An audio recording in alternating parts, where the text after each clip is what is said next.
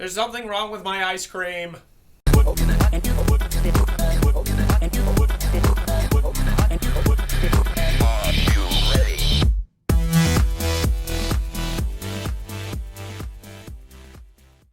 Hey, it's Garrick here. So people use Pepakura or Papercraft to build crazy elaborate costumes. There is a wealth of highly detailed plans out there to build everything from Jaegers to Iron Man armor to all sorts of stuff. There is also quite a lot of simpler Pepakura and Papercraft designs out there. Things where they have a really low polygon count, they look a little blocky, and you might think that they aren't really useful for higher end prop and costume making. Well, I take a look at those things and I see them as a base, a place to start. And with a few techniques, you can turn those into a very easy way to get way down the road on a project that you're starting. So I am trying to get a set of Loki horns from Agent of Asgard, the current comic with Loki in it, done in time for Phoenix Comic-Con. If you're not familiar with comics, there are much smaller horns than the movie ones. So I went online and just started looking around at different Papercraft sites and things like that, and I found these. Just a simple little make-your-own daemon or demon horns paper project done by a Edward Nottingham from the Cardboard Front. So, nice little thing.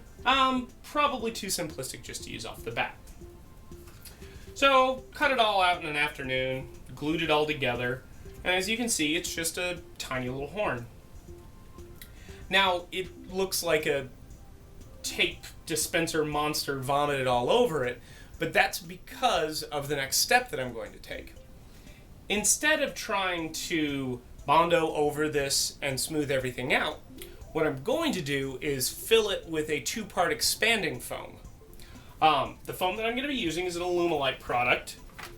It's called Super Foam 320. Now this, again, something you can get at a Hobby Lobby. You can use that 40% off coupon on it. It's a two-part by weight or volume system. And normally it comes with little dispenser cups and a mixing stick. I've just used them already. Now, most people know that when you're working with a casting material, with resins and urethanes especially, the ambient temperature can affect how quickly it cures.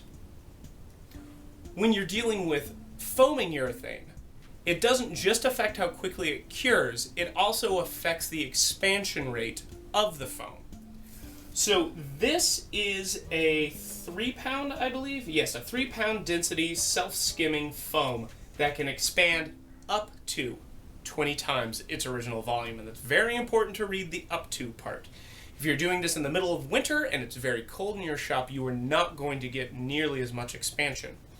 Also, just anecdotally, I've noticed that the more vigorously I mix it, the more it tends to expand. So it's been unusually cool in Arizona. I think it's probably about 80 degrees in my shop right now, 79, 80. So it should work fairly normally. When I've used it in the middle of summer, when it's been 100, 110 in here, it kicks super quick and expands really, really well. Like, it fills up a lot of space.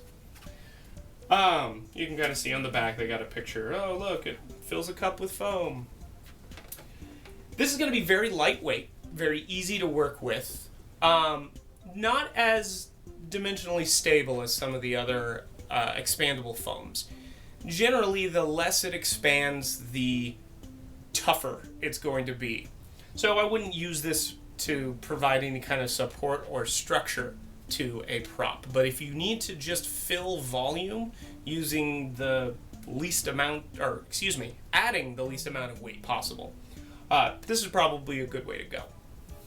Now, the stuff makes a sticky mess, especially if it overflows. So I got, even though this is my work table, I put down some wax paper. I just buy the cheapest wax paper they have at the grocery store, and found that that's one of the best things to use when protecting a work surface.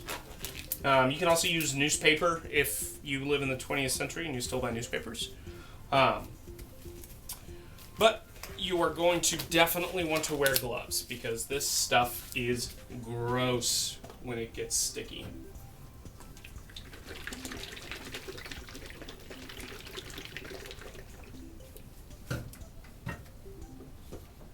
I'm either going to cut this part or fast forward it. I don't know. We'll find out.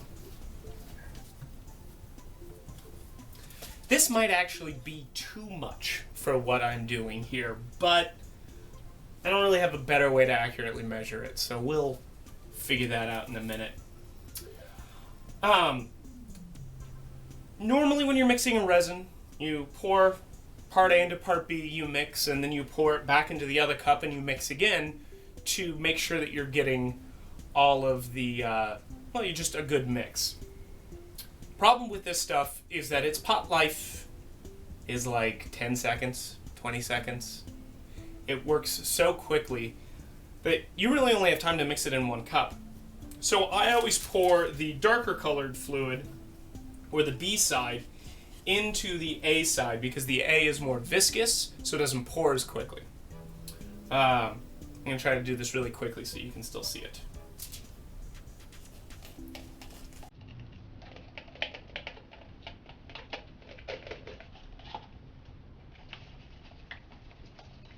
As you see, it starts to foam almost instantly.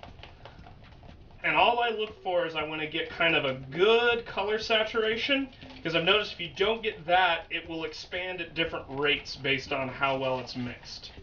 I can already start to feel it heat up. And so now that I have that mixed, we're going to pour. Ooh, it's starting to foam already. Oh no. I hope I don't get any air bubbles. We'll find out. And put my popsicle stick in there so I have something to hold on to while I'm working on it.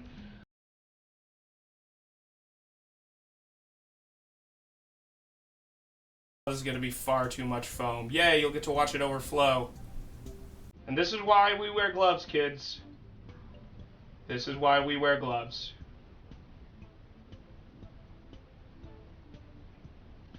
To be honest, I haven't used this in a while, and I totally forgot how a little goes a long way. Like a long, long way. I'm amazed that this hasn't fallen over. The nice thing is it's very easy to cut and work with. So I have no fears of this being too much of a mess to clean up. But as you can see, I made way too much. Way too much.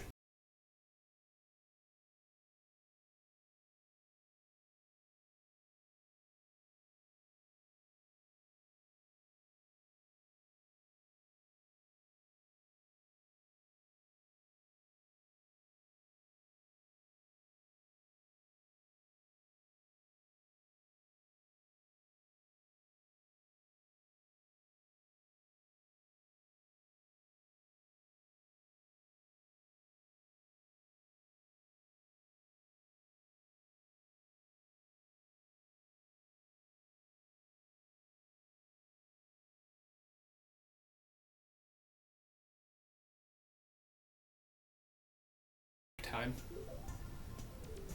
Okay, so that took me less than 10 minutes. Peeled all the Papercraft off.